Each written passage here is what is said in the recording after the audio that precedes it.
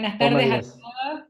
Aquí está el doctor Marcos Baravale, que en la tarde de hoy va a compartir con nosotros el tema de los controles médicos que no pueden esperar, un poco orientado a la gran duda que ha surgido en este tiempo a causa de la pandemia y el aislamiento. Habiendo flexibilizado lentamente las actividades que se deben hacer y las que no, los que no tenían consultas médicas de urgencia se empiezan a plantear, bueno, ¿cuándo tengo que volver al médico a hacer mis controles? Y fue así como decidimos hacer esta charla para un poco aclarar cuál es la visión que tenemos nosotros de la respuesta para esto. Así que, doctor Baravale, te invito a que compartas tus opiniones con la audiencia. Bueno, ahora sí.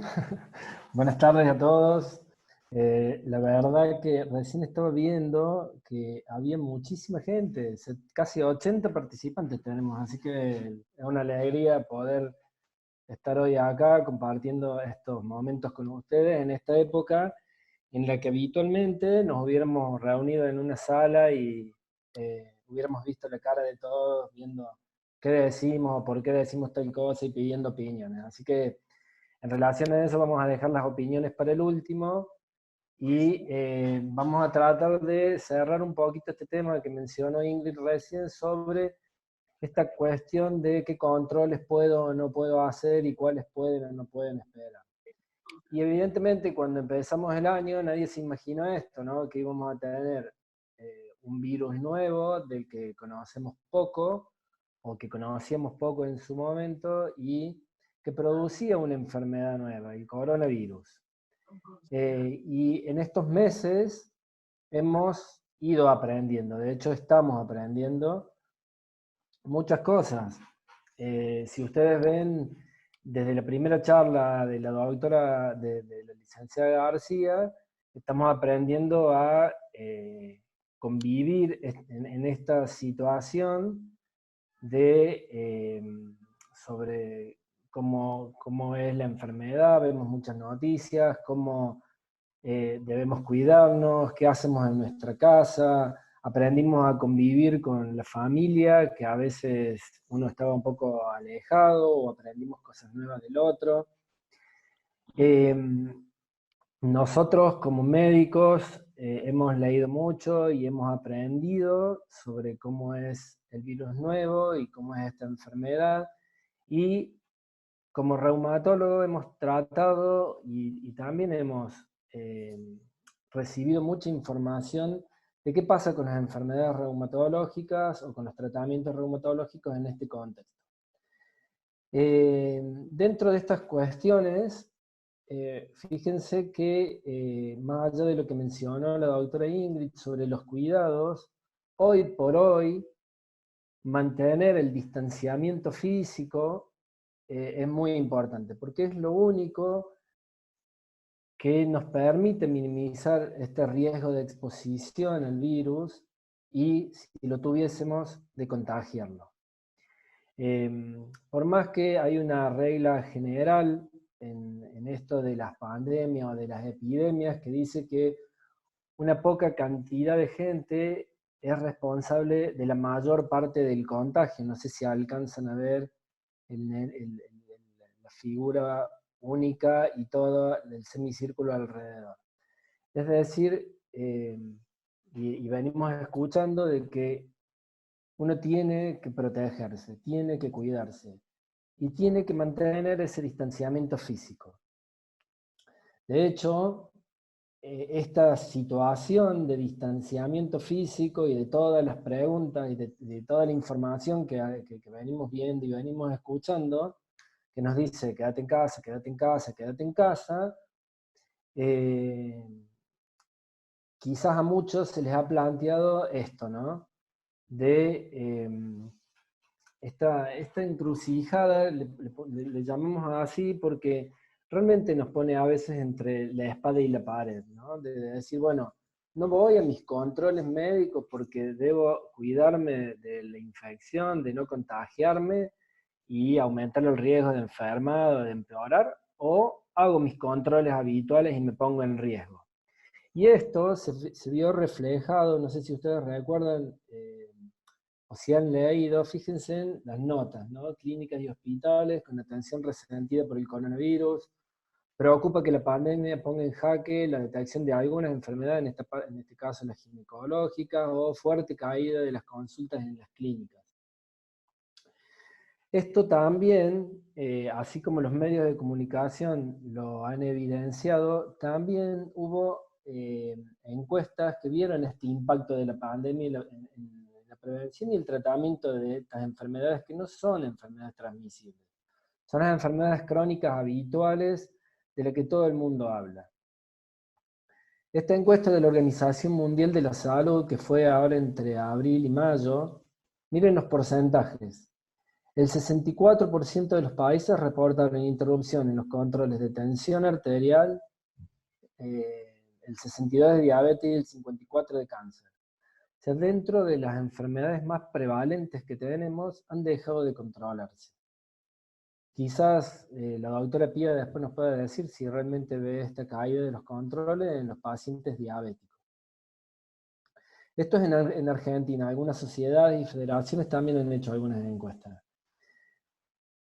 Más del 60% de reducción en internaciones por cuadros coronarios, es decir, infartos, preinfartos, o angioplastias, o incluso de bypass. Y una caída en casi entre el 15 y el 20% en la realización de tratamientos oncológicos, llámese, acá habla de la quimioterapia. Y en encuestas privadas se ve que más del 40% de pacientes con enfermedades cardíacas, cáncer, HIV, diabetes u otras enfermedades respiratorias, o incluso las enfermedades inmunológicas que nosotros vemos, no pueden sostener los tratamientos porque no van a hacer las consultas correspondientes. Entonces, esa encrucijada inicial que les mostré, realmente es una falsa encrucijada. Está mal no hacer nada, porque si no nos quedamos sin todos los controles o sin los tratamientos que realmente son importantes. Fíjense en que, bueno, ayer leía sobre algunos casos clínicos de pacientes que se salvaron con lo justo porque alguien les dijo que consultara, estoy hablando de un caso de una enfermedad cardíaca, ¿no? De un infarto que terminó con un bypass o con un stent. Entonces, la encrucijada esta que planteamos es falsa. Está mal no hacer nada. Está bien plantearse cómo hago las consultas. Que fue más o menos de lo que hablaron la charla anterior. Entonces, a la consulta, ¿la hago presencial o la hago a distancia? Eso es lo que deben plantearse. Todas las instituciones de salud se adhirieron a las recomendaciones que daban los organismos oficiales. Absolutamente todas. Se organizaron para poder atender. Y si ustedes entran, o si recuerdan la foto que les mostró la doctora recién, tenemos cartelería, alcohol en gel, hemos puesto paneles para que las secretarias estén distanciados de la gente que va. Les recomendamos que se sienten en silla de por medio, de no usar el teléfono. Alguien en la puerta, o incluso cuando ustedes llaman por teléfono, ya les preguntan si ha tenido fiebre, o si ha estado de viaje, o si ha estado en contacto. Esto es lo que se llama pre-triage telefónico, para saber si realmente pueden o no pueden ir a una consulta. Hemos adoptado normas de bioseguridad en el lugar, como les mostró recién la doctora, protocolos estrictos de higiene. Cuando entran tienen que pisar en las alfombras con los desinfectantes, lavarse las manos. Nosotros estamos con alcohol en el consultorio desinfectando permanentemente entre paciente y paciente, desinfectamos superficies. Firmamos una declaración jurada, todo el personal de salud, para decir que realmente no tenemos ningún síntoma que haga sospechar que pudiéramos estar cursando con el virus. Nos cambiamos de ropa cuando vamos al consultorio, es decir, hemos tomado todas las medidas de bioseguridad. Cuando ingresan hay un guardia en la puerta, yo les hablo del instituto, ¿no? En donde les preguntan si han tenido fiebre o les toma la fiebre, les pone alcohol, si han estado de viaje, porque si alguna de esas preguntas fuera positiva, digan sí, tengo fiebre o se detecta algo, hay un protocolo de atención especial. Se han reprogramado turnos, hay espacios bien diferenciados para que los pacientes esperen, para que no se junten demasiados en las salas de espera. Hemos implementado la telemedicina, tanto telefónica, por mail, por videollamada. Hemos también implementado las recetas digitales, muchos ya lo han vivido y ya lo pueden pedir por mail. Y esto del envío de solicitud de estudio ya lo venimos haciendo hace rato, pero ahora se ha acentuado con esto de que nos vemos poco. Tanto en las instituciones públicas, como dice acá, vean, los hospitales se reorganizan para atender, como las privadas, y si ustedes entran en la página del instituto van a ver que está descrita la modalidad de atención, de consultas médicas, de recetas de medicamentos, de cómo tienen que concurrir, de la información de cómo cuidarse, es decir, todo lo que es institucional y médico se ha adaptado a las recomendaciones oficiales sobre el cuidado para esta pandemia. Ahora bien, les tiramos la pelota a ustedes. ¿Cómo hacen ustedes para mantener esa adherencia al tratamiento?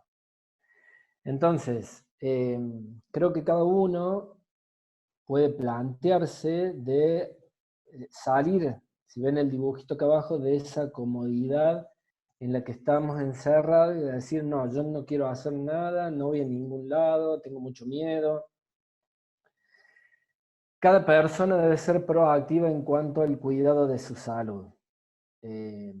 Revisar si está bien, si tiene medicación, cómo tiene los laboratorios, hace cuánto que los hizo, o sea, salir de la parálisis, porque esto que comenzó en marzo probablemente se extienda y no sabemos hasta cuándo, porque en realidad nadie tiene la última palabra para decir, bueno, 15 días más, 2 meses más, 6 meses más, un año más, no lo sabemos. Todos estamos esperando que salga la vacuna para poder controlar esto, pero aún así, si es que llega a salir, porque están todas en fase de investigación, puede haber dificultades para conseguirla, decidir quién la usa primero, tener disponibilidad de la vacuna. Fíjense en que este año tuvimos un cese en la vacunación antigripal porque se agotó el stock. Entonces, hay que pensar en cómo actuar frente a esta situación. No hay que paralizarse. Entonces, revisar la última fecha de los chequeos médicos y hacer una consulta de ver cómo podemos resolver ese control. ¿Telefónico, por mail o realmente tenemos que ir a controlarnos presencialmente? Ahí decían que esto de la telemedicina es una herramienta que no sustituye la consulta de cara a cara. Pero bueno, en estos tiempos uno tiene que hacer un balance de realmente si vale la pena ir, según qué enfermedad tengo, según cómo estoy de la enfermedad, cuánto hace que no hago, si debo cambiar algunos medicamentos. Y lo mismo con los controles de laboratorio, ¿no? Si tengo uno hace 6 meses y tomo medicamentos que pueden afectar la parte hepática o la parte renal, entonces es conveniente realizar. Ya vamos a ver en detalle este tema. Y desde que comenzó la pandemia, no sé si ustedes han sido parte de esas preguntas, pero fuimos atormentados. La verdad que esa imagen no sabemos si somos nosotros que recibimos todas esas preguntas o si ustedes son los que se hacen esas preguntas. Pero bueno, un poco la imagen quiere representar esto, ¿no? Las personas, y ahora sí me voy a focalizar un poco en nuestra especialidad, las personas con afecciones reumáticas se han preguntado muchas cosas y voy a tratar de resumir o de contestar esas preguntas. Y una de las preguntas más frecuentes que hemos tenido, y seguramente si cada uno revisa en su subconsciente quizás se lo haya preguntado, es por tener una enfermedad reumática, ¿me puedo contagiar más fácil? ¿Estoy más expuesto? Fíjense en que al principio de la pandemia hemos hecho muchos certificados médicos a las personas con enfermedad reumática. No a todas, porque hay algunas con cierto tipo de tratamiento, cierto tipo de enfermedad, en donde esto de la inmunidad juega un rol importante. Es decir, yo estoy inmunosuprimido o inmunodeprimido porque uso ciertos medicamentos, tengo ciertas enfermedades. Y les hemos dicho que no deben ir a trabajar o que deben tener más cuidado. Bueno, en todos estos meses hemos aprendido que la respuesta a esta pregunta es no. Es decir, por tener una enfermedad reumática, ¿me puedo contagiar más fácil? ¿Estoy más expuesto? La respuesta es no, porque ya se conoce que de todo lo que pasó en estos meses de pandemia, que los principales factores de riesgo para enfermedad grave en los pacientes que tienen coronavirus son estos: la hipertensión arterial, la diabetes, la enfermedad pulmonar obstructiva crónica, famoso EPOC, la enfermedad cardiovascular, la enfermedad cerebrovascular y la obesidad. Cuando hablo de enfermedad cardiovascular me estoy refiriendo a pacientes hipertensos o que tienen antecedentes de haber tenido infartos o cirugías cardiovasculares. Y si ustedes revisan, o si recuerdan lo que hablamos al principio dentro de las encuestas, son estos pacientes los que no han hecho los controles que correspondían. Entonces fíjense la importancia de salir de esta estructura cómoda que tenemos, de quedarnos y de tomar una acción proactiva para hacer los controles. Entonces, por tener una enfermedad reumática no estamos más expuestos. Si aparte de la enfermedad reumática tenemos alguna de estas patologías, sí tenemos mayor riesgo.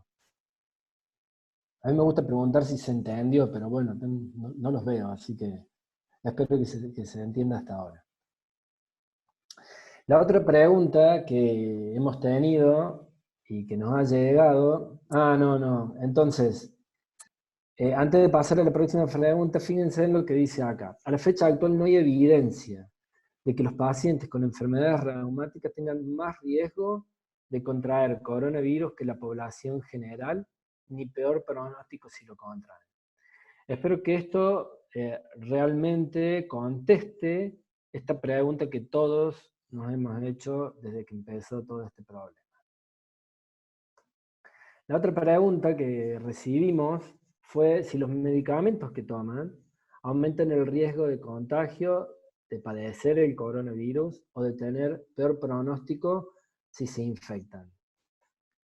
Y por suerte, la respuesta a esta pregunta se las voy a dar en un ratito. Vamos a repasar qué medicamentos son los que se usan en reumatología. Los antiartrósicos, que muchos los están usando.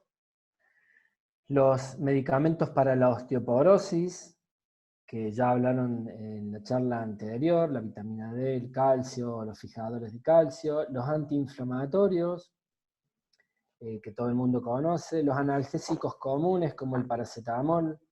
Los analgésicos centrales, como la pregabalina o el gabapentin. Los opioides, como el tramadol o la oxicodona. Los famosos corticoides. Los medicamentos inmunomoduladores, es decir, que regulan la inmunidad para que las enfermedades no estén tan activas, como el metotrexato, la eflunomida, sulfasalazina, hidroxicloroquina. No es para que se los aprendan, sino que quizás el que los toma los conoce y sabe que está usando esto. Otros inmunosupresores un poco más potentes, como la azatioprina y el micofenolato. Los medicamentos biológicos que usan muchísimos de nuestros pacientes, que no hace falta que los mencione, los pueden ver ahí. Y las pequeñas moléculas, estos medicamentos que salieron en la última década y que aún todavía se están estudiando, que todavía están por salir, ¿no?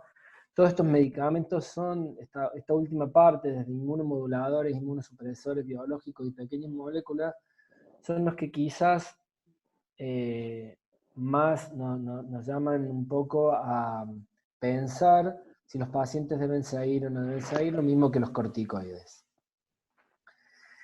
Entonces, la respuesta a la pregunta es no. Nuevamente, o los medicamentos que usan los pacientes, o que usan todos los pacientes que tienen enfermedad reumática, no aumentan el riesgo de tener el coronavirus. Si ustedes recuerdan al principio, decían que algunos antiinflamatorios no se podían usar. Y fíjense hoy, a 4 meses de la pandemia, dice que no hay ninguna evidencia, o no hay evidencia suficiente de que los antiinflamatorios impacten negativamente en tener el coronavirus o en la gravedad que puede tener la enfermedad. Se puede seguir usando el ibuprofeno o el paracetamol si alguien tiene fiebre, incluso por coronavirus. Con respecto a los corticoides, y acá también hemos tenido muchas consultas, doctor, ¿qué hago con el corticoide? ¿Lo tengo que dejar? ¿No lo tengo que dejar? Y la respuesta sigue siendo la misma. Los corticoides deben seguir usándose como habitualmente los vienen usando. Hay gente que usa dosis bajas, hay gente que usa dosis más altas. Recuerden que estos medicamentos no se pueden suspender de golpe. Nadie debe suspender el corticoide de golpe. Sí, las recomendaciones a nivel mundial, tanto de los colegios americanos o europeos que dan las recomendaciones a nivel mundial sobre las enfermedades reumáticas y los tratamientos, sugieren que lo utilicemos a la menor dosis posible. Y esto no cambia en el contexto del coronavirus. O sea que van a ver que todos los reumatólogos tratamos de usar la menor cantidad de corticoides, porque sí, los corticoides a altas dosis o algún tipo de corticoides pueden predisponer a mayor infecciones. No solamente el coronavirus, sino otras infecciones. Entonces hay que usarlos con cuidado, pero hay que usarlos si uno los sigue usando o los viene usando. Mucha gente que tiene artrosis o alguna enfermedad que genera dolor, como la fibromialgia o la artritis, está usando el tramadol, lo puede continuar usando, no hay ningún riesgo. Y los pacientes en tratamiento inmunosupresor, es decir, esto del metotrexato, la leflunomida o los biológicos, no presentarían riesgo aumentado de enfermedad pulmonar severa comparados con la población general. Es decir, no deben suspenderlos. ¿Se entiende hasta ahí, no? ¿Me sigue? ¿No se cortó? ¿Todo bien, Ingrid? ¿Algún comentario? Se escucha bien, Marcos, está todo bien y mis comentarios van a venir al final después que hagan las preguntas. No, sí, en las preguntas sí, no, quería saber si no se había cortado, digo, no sé que Para estoy hablando nada. solo. No, Perfecto. perfecto, siga. Bueno, perfecto, gracias. Otra de las preguntas que también nos ha llegado y que ha preocupado es, un poco continuando con esto, es si debo continuar usando los medicamentos para enfermedades reumáticas. Esta es una recomendación de la Asociación de Reumatología de Córdoba. Si bien a nivel nacional también surgieron estas recomendaciones, Córdoba tiene la suya.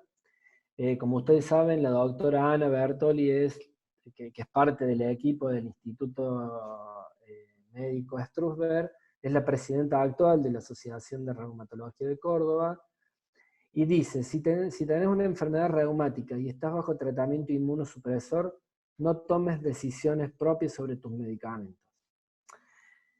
Nadie puede decidir si no está informado.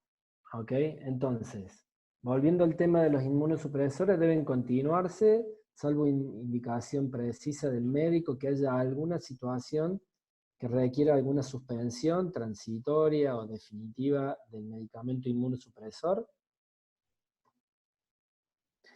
Las drogas modificadoras de la enfermedad, recién les mencionaba el metotrexato, la leflunomida, y la hidroxicloroquina, que fue de la que más se habló en estos últimos meses, bueno, se puede seguir usando aún con infección por coronavirus. Estamos hablando de la hidroxicloroquina, ¿no? Supongo que después tendrán algunas preguntas. Y de los medicamentos biológicos y de las pequeñas moléculas, si bien dependen del tipo de biológico y del estado general de los pacientes, en general parece seguro que se continúen los mismos sin suspenderlos. Sí, hace poquito hemos tenido una reunión y hemos participado de estas reuniones por Zoom con la Sociedad Española de Reumatología, y vieron que con rituximab algunos pacientes tenían mayores complicaciones si se infectaban con coronavirus. Entonces, en estos pacientes que usan rituximab, estamos considerando, dependiendo de cómo esté la enfermedad, poder distanciar el intervalo de dosis. Recuerden que el rituximab es una medicación que se coloca por vena cada tanto tiempo, cada 6, cada 9 meses, cada año, dependiendo la situación. En esos pacientes puntualmente sí se considera espaciar un poquito por estos datos preliminares sobre esta medicación. Pero también está este problema. ¿Qué pasa si suspendo los medicamentos sin preguntar, sin consultar? Como ya nos viene pasando muchísimas veces y algunos los hemos retado mucho, porque suspender medicación puede traer consecuencias y a veces consecuencias serias. Si ustedes vienen bien con la medicación y la suspenden, pueden tener recaídas que pueden poner en riesgo la vida en el caso de algunas enfermedades que son más graves que otras. Por ejemplo, algún tipo de vasculitis o el lupus mismo o el síndrome antifosfolípido. Si hay recaídas pueden alterar seriamente la calidad de vida. Los pacientes a veces, vamos al tema de la artritis, suspenden la medicación por un tiempo, por cualquier situación, y a veces no se pueden levantar de la cama. Y requieren medicación, otro tipo de medicamentos, para poder salir de esa situación. Pueden acelerar el daño osteomioarticular que lleva a discapacidad. Es decir, yo suspendo, pero la suspensión no es sin consecuencias. También si suspendo y pasa alguna de estas situaciones, voy a caer en donde a veces uno no quiere evitar, que son las instituciones médicas. Entonces, si yo me siento mal, o no me puedo mover, o tengo alguna situación que ponga en riesgo mi vida, voy a tener que ir a un hospital a internarme, a buscar ayuda en esas instituciones, e incluso uno puede ir a una guardia e irse enseguida, pero a veces estos cuadros pueden prolongar internaciones que sí nos ponen en riesgo de infectarnos del coronavirus. O esto también, el último punto, el uso de corticoides. Nosotros venimos tomando corticoides a dosis muy bajitas para mantener la enfermedad bien, lo suspendemos porque desconocemos y me reactivo de la enfermedad, requiero corticoides de mayor potencia o dosis mucho más altas que sí pueden traer alguna mayor predisposición a las infecciones. Entonces, esto es muy importante que lo tengan en cuenta. Pregunten, no decidan sobre los medicamentos ustedes mismos.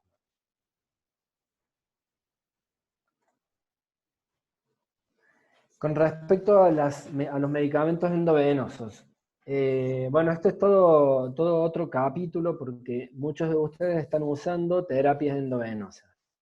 Y las terapias endovenosas no son solo para las enfermedades inmunológicas, sino, como habló la doctora, como se habló en la charla anterior, por ejemplo, la osteoporosis requiere algunas terapias endovenosas. Entonces, dependiendo de qué patología o qué enfermedad uno tenga y qué tratamiento uno requiera, podemos situarnos en alguno de estos puntos. Fíjense, hay que poner en la balanza riesgo versus beneficios. Y eso se determina individualmente con cada paciente. Y seguramente va a ir cambiando a medida que si la pandemia va continuando, como todas estas recomendaciones que son dinámicas en la medida en que vamos conociendo un poquito más de esta situación. Pero si la enfermedad está muy activa o está grave, no conviene diferir o no realizar un tratamiento endovenoso para estabilizar la enfermedad. Es decir, si la enfermedad está grave, no debe suspenderse la terapia endovenosa. Si la enfermedad está bien controlada, entonces uno puede hablar y consensuar con el paciente y decir, bueno, estoy bien, esperamos un mes, 2 meses.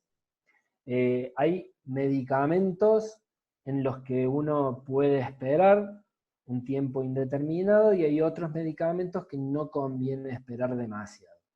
Pero eso se ve con cada paciente.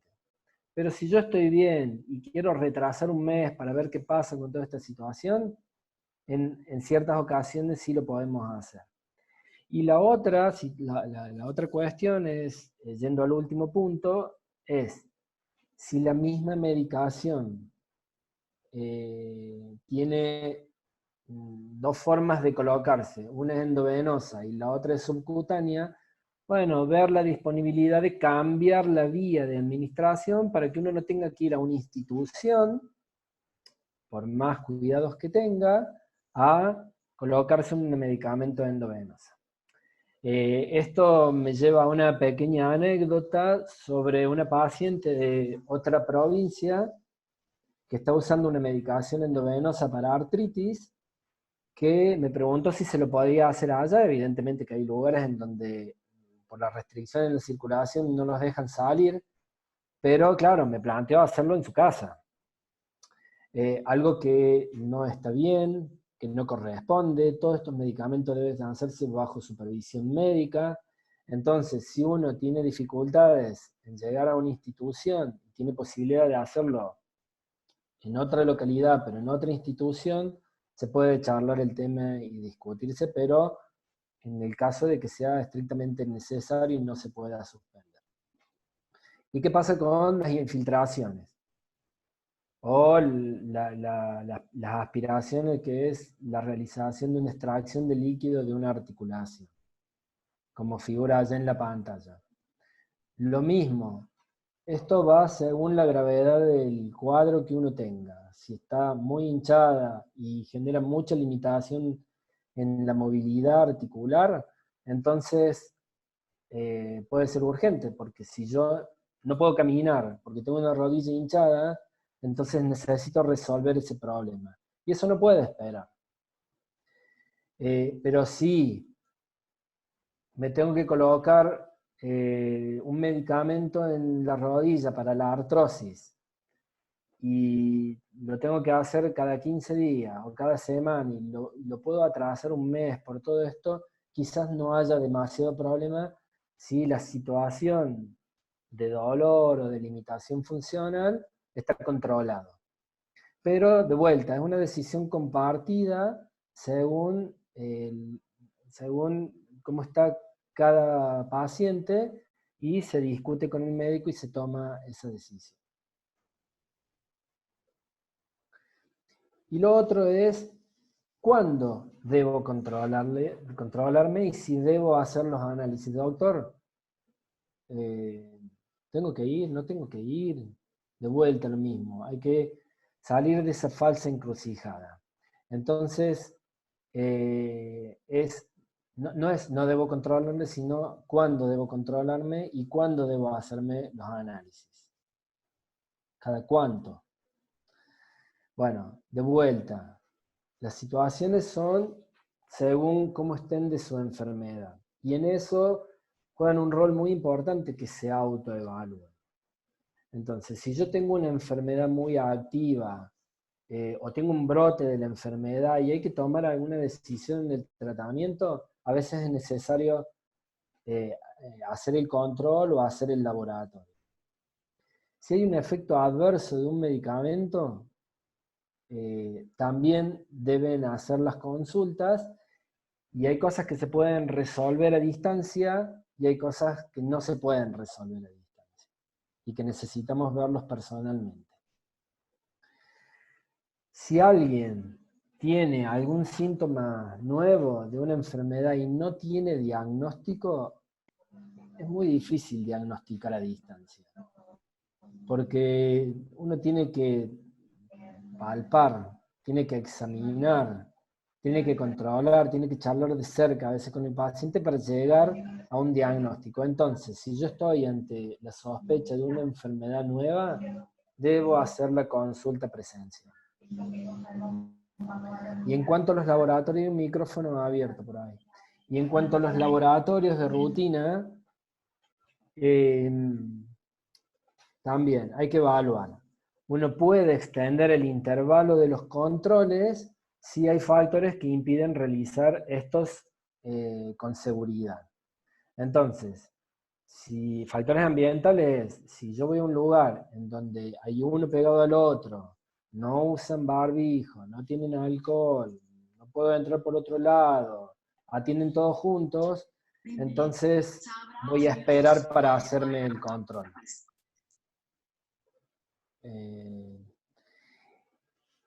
Y si el ambiente está adecuado y mantiene las normas de bioseguridad, entonces puedo ir seguro y hacer un control de laboratorio como cualquier persona.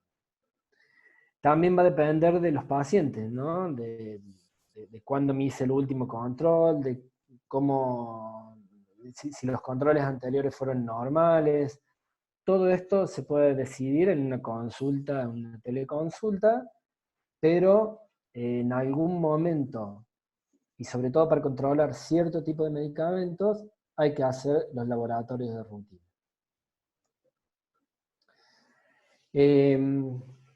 Una de las cuestiones que están dentro de las guías internacionales es esto que también la gente nos viene preguntando regularmente. Porque está esto del coronavirus dando vuelta. ¿Qué pasa con las vacunas de la gripe y la neumonía? ¿Me las tengo que poner? Y la respuesta es muy clara. Sí, hay que ponerse las vacunas de la gripe y la neumonía. No porque nos protejan del coronavirus, porque no tienen nada que ver.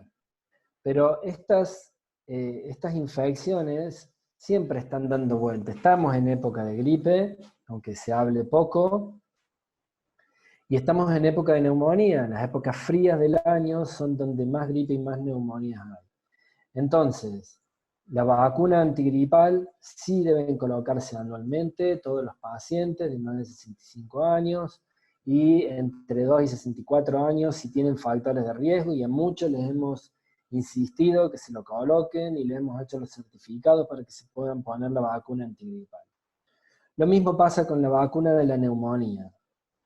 Ya está indicada en mayores de 50 años la vacuna de la neumonía, y sobre todo si tienen otro tipo de enfermedades que predispongan a tener esta enfermedad, entonces sí hay que colocársela. Para recordarles, hay dos vacunas de la neumonía. Una es la Prevenar 13 y otra es la Neumo 23 o la Neumovax 23. No importa si se acuerdan los nombres, sí se pueden acordar del número. Una es 13 y la otra es 23. Hay que colocarse las dos. Y hay ciertos esquemas para seguir, para colocarse primero una y después la otra, y después hay un refuerzo de otra, y eso lo tienen que conversar con su reumatólogo. Pero la opción de no colocárselas no está. Siempre hay que ponerse la vacuna de la gripe y de la neumonía. Está claro, ¿no? Todos me han entendido. Perfecto.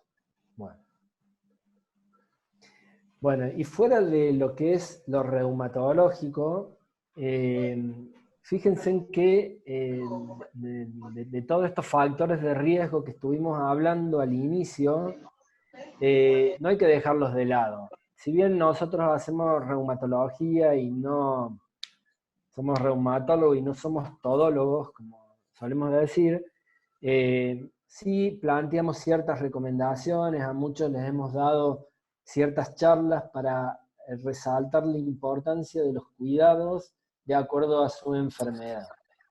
Entonces, no pueden postergarse. Un cuadro clínico que no se pudo resolver en una consulta no presencial, deben hacer una consulta presencial. Si tienen síntomas nuevos de alguna enfermedad que no se resolvieron inicialmente con algún tratamiento planteado, es porque o el diagnóstico está mal o el tratamiento no alcanzó, entonces no deben dejar de consultar por eso. El chequeo de enfermedades oncológicas. En las mujeres, PAP, colposcopía, mamografía. También eso se ponen de acuerdo con su ginecóloga o su ginecólogo para saber si están en fecha de hacerlo, si pueden esperar un mes más, 2 meses más, pero no deben dejar de hacerlos eternamente. Una radiografía de tórax en fumadores, una endoscopia baja para controlar si alguien tiene sospecha de cáncer de colon, el antígeno prostático específico que se hace en los laboratorios de rutina para saber si hay algún problema prostático. Y el seguimiento de estas enfermedades, de las enfermedades más prevalentes, que son las cardiovasculares y las diabetes, y que pueden traer problemas muy serios y graves, no hay que dejar de hacerlos. En pediatría, los controles y vacunación de los neonatos a los lactantes. Las vacunaciones no solo en adultos mayores, sino también en este grupo de pacientes inmunosuprimidos, tanto por enfermedad o por tratamiento.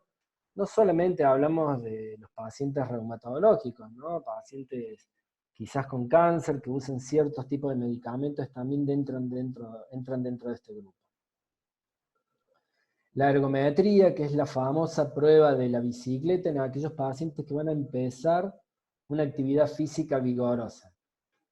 Hoy por hoy esto está un poco difícil porque por las restricciones de salida que hay, nosotros estamos en una fase en que ya se puede salir a hacer ciertos ejercicios, o sea que si alguien quiere empezar alguna actividad física intensa, debe hacer un chequeo cardiológico previo y esta prueba de ergométrica o de la bicicleta para saber hasta dónde puede hacer actividad física. Hay que cuidar mucho la boca, porque las infecciones bucales o dentales pueden traer problemas serios, no solamente a nivel de la boca, sino a nivel general, facial o incluso dolores de cabeza. Los controles oftalmológicos, sobre todo cuando uno tiene un ojo doloroso, saber si no hay alguna infección o si no está con glaucoma, que es la tensión ocular alta, que puede ser un problema muy, muy serio.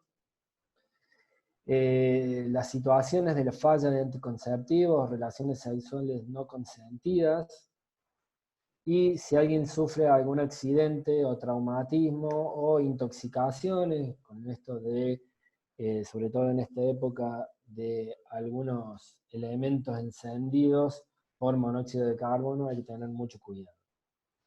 Y hay que hacer las consultas. No posterguen estos controles. Entonces, ya un poco finalizando esta charla y para dejar abierto luego las preguntas o los comentarios, quiero que se lleven estos mensajes para su casa. Las enfermedades reumáticas no predisponen a mayor riesgo de contagio ni a peor pronóstico y deben cumplir las mismas medidas preventivas que toda la población general. El segundo punto a tener en cuenta es que deben preguntar sobre los tratamientos reumatológicos. No hay que automedicarse, no hay que tomar decisiones solo porque muchos desconocen qué pasa, y ahí vamos al otro punto, si los dejan puede haber consecuencias serias. Pregunten, consulten, mail, teléfono, videollamada, pregunten. Turnos presenciales, por supuesto. Deben hacer las consultas necesarias con su médico reumatólogo, centrado en esta parte de la medicina, tanto por telemedicina como presenciales cuando sean necesarias, siempre respetando las medidas de cuidado, y en esto el instituto tiene medidas muy estrictas para los que ya han ido a consultas presenciales. Fíjense en que, como dijo la doctora, nosotros trabajamos con ropa cambiada, nos ponemos máscara, a veces utilizamos guantes, hay alcohol, hay distanciamiento, hay control de temperatura, sugerencias de lavado de manos, del uso del celular, es decir, nosotros tomamos todas las medidas y les pedimos que cuando ustedes vayan a las consultas presenciales también las cumplan. No posponer la colocación de la vacuna antigripal y antineumocóxica. En este último mes nos ha llegado desde de varios pacientes los comentarios de que están en falta las vacunas antineumocóxicas. No se pueden reemplazar, hay que esperar a que lleguen. Y el último punto es ser proactivo en todos los cuidados de salud. Ya ninguno es chiquito y tiene que esperar que alguien decida por uno. Entonces, cada uno revisa y debe saber qué es lo que necesita para que su estado de salud esté lo más estable posible. Bueno, por último, y volviendo a la diapositiva anterior, de que estamos aprendiendo, estos 3 mensajes finales, quiero que también se queden con esto, porque si bien yo he planteado cuestiones muy generales de la reumatología, de las patologías, de los tratamientos y de las recomendaciones generales, hay que individualizar el riesgo y beneficio tanto de controlar la patología, de consultas presenciales, de uso o no uso de ciertos tratamientos. Por eso hay decisiones compartidas con los pacientes. Hoy charlamos y hablamos. Decimos, bueno, ¿te parece que nos veamos? ¿No? ¿Querés esperar? ¿Tengo miedo? ¿No tengo miedo? Se pueden decidir en forma compartida con los pacientes. Y sepan, y yo esto de trabajo multidisciplinario lo puse porque, como muchos dicen, cada carancho a su rancho, ¿no? Es decir, nosotros hacemos reumatología y debemos participar activamente en aquellos, si alguno de nuestros pacientes se contagia de coronavirus. Pero el manejo de la infección viral no está a cargo del reumatólogo. Está a cargo del médico internista, del infectólogo o incluso de los neumonólogos si hay complicaciones pulmonares graves. Pero no podemos estar fuera de las decisiones sobre los tratamientos que usan algunos pacientes o sobre cómo está la enfermedad reumatológica en ese contexto de infección del virus. Pero no manejamos nosotros la infección de coronavirus. Si alguien tiene fiebre, debe hacer el llamado correspondiente para que lo vean y para que determinen por los test que se hacen si tienen la enfermedad o no y tratarse en consecuencia. Bueno, yo les quiero agradecer a todos por estar ahí y escuchar atentamente, y quedamos abiertos a las preguntas, por supuesto.